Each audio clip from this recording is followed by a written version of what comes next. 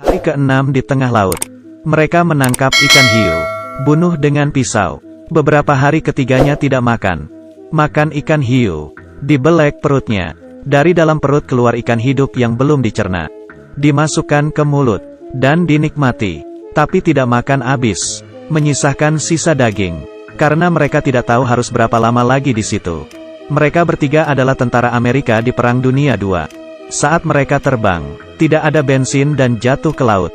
Mereka membuka perahu karet, menyelamatkan diri, satu perwira dan dua prajurit. Satunya Mike. Awalnya, kedua prajurit sangat senang, tertawa, tidak tahu bahayanya. Perwira hanya terdiam. Ketiganya duduk di sisi berbeda, mengecek 360 derajat, menunggu bantuan, ujian hidup. Tidak lama, melihat di atas ada pesawat, mereka melepas baju, melambaikan tangan minta bantuan. Tapi akhirnya, pesawat tidak mendekat. Mereka beresin barang bawaan. 2 peluru, 1 pisau, dan beberapa tali. Peralatan cukup banyak. Tidak ada air, tidak ada makanan. Air laut tidak bisa diminum. Perwira bingung. Ia menyuruh kedua prajurit untuk membuang sepatu. Jangan menambah beban di perahu karet. Malam harinya, mereka berjaga bergantian. Lihat apa ada pesawat lewat. Perwira merasa sedikit haus. Ia menyimpan urinenya, dan diminum. Esok harinya, perwira mengeluarkan sebuah aturan pesawat. Mengikuti pendaratan dan posisi angin pesawat. Mereka hanyut ke pusat Hawaii. 1900 km. Beberapa hari, tidak bisa hanya diam. Kedua prajurit ingin memancing. Mereka mengeluarkan peluru, mengambil kawat di dalam, digunting, diikat ke tali, jadi sebuah pancingan. Jadikan tang jadi pelampung pancingan. Gimana dengan umpan? Ia mengeluarkan syal merah dari leher, pasang di pengait, terlihat seperti daging. Mereka melempar pancingan ke laut.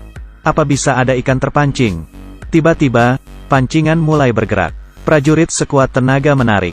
Pengait ditelan oleh ikan. Ini sinyal bahaya. Ada makhluk di laut yang lebih kelaparan dari mereka. Hari keempat, matahari semakin panas.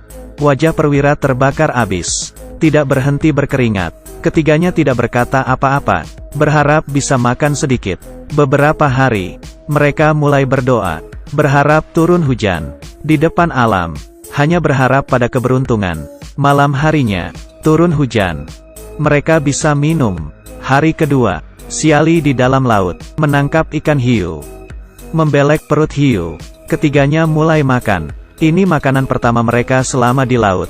Baru selesai makan, wajah Johnny berubah. Tidak sengaja membuang darah hiu ke dalam laut. Aroma darah memancing kedatangan hiu.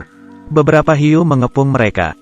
Kalau menerkam, mereka bisa jadi makanannya. Untungnya, malam harinya, hiu tidak ada. Tapi saat itu, Johnny terbangun, mencuci wajahnya. Tiba-tiba tangannya tergigit dari dalam air. Ia menarik tangannya. Belumuran darah. Temannya Mike menembak ke arah laut. Perwira melihat tangan Johnny. Ada 3 gigitan. 1 kuku sudah tidak ada.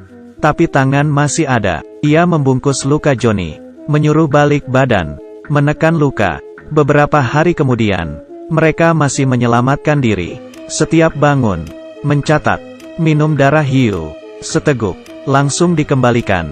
Tidak minum banyak, tapi dengan cepat, air juga habis. Mereka berdoa turun hujan. Johnny berusaha menangkap ikan, tapi tidak beruntung. Bisa menangkap hiu lagi. Hari ke-15, ada seekor burung di perahu karet. Johnny ambil pistol, mengarahkan, dan berhasil menembak. Perwira lihat. Tapi saat itu, di dalam laut ada seekor hiu. Perwira bergegas berenang. Johnny mau bantu, tapi pistol tidak ada peluru. Mereka mendekat ke perwira. Hiu sudah mendekat. Dengan cepat, ia berhasil diselamatkan. Hiu datang ke arah mereka, hanya melewati mereka, tidak menyakiti. Mungkin Tuhan tidak ingin mereka mati. Hari ke-12, tubuh Johnny terbakar. Kulit wajahnya juga terkelupas. Paling putus harapan. Perwira bilang, harusnya lihat pulau di hari ke-34. Tapi ini tidak ada. Pasti ada kesalahan. Putus asa. Johnny marah ke perwira, tapi tidak menyelesaikan masalah. Setelah semua tenang, 3 orang mulai rencana.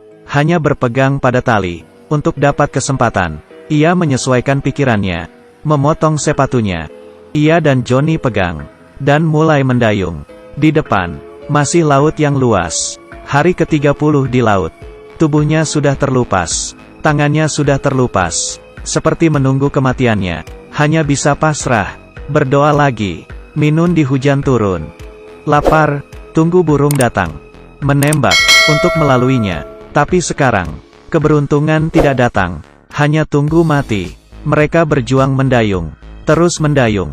Awan gelap muncul. Ombak laut mulai besar. Mereka pikir keberuntungan datang. Buka baju untuk ambil air hujan. Hujan ini besar dan dingin. Saat hujan berhenti, mereka merasa ada keanehan. Awan hitam tidak pergi. Menutupi matahari. Langit jadi lebih seram. Ada sambaran petir. Perwira tahu, mereka mengalami badai. Ombak besar ke mereka. Saat ombak kedua datang, perwira jatuh. Keduanya bantu. Tidak mudah perwira naik. Dari kejauhan, ada ombak besar lagi. Ia kaget, karena ombak menerbalikkan perahu. Tidak berapa lama mereka bersiap. Dihempas ombak. Mereka terbalik dan di bawah perahu.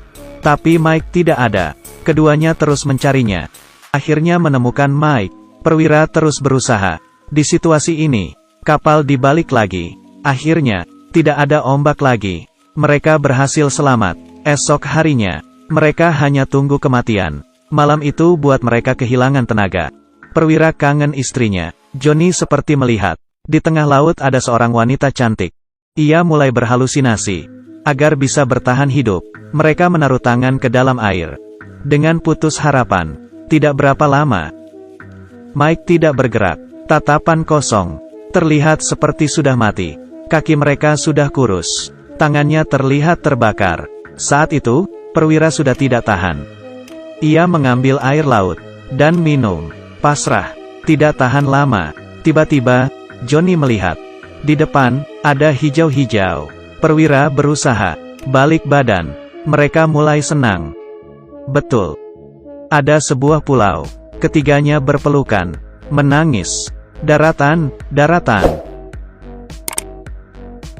Menggunakan tenaga terakhir mereka. Ke arah pulau. Terakhir, ombak besar menabrak. Mereka didorong ke pulau. Saat itu, ada harapan. Terbaru. Mereka 34 hari di tengah laut. Ini cerita nyata Perang Dunia II. Saya terkejut. Dan juga terharu. Mereka menghadapi kematian dan keberanian.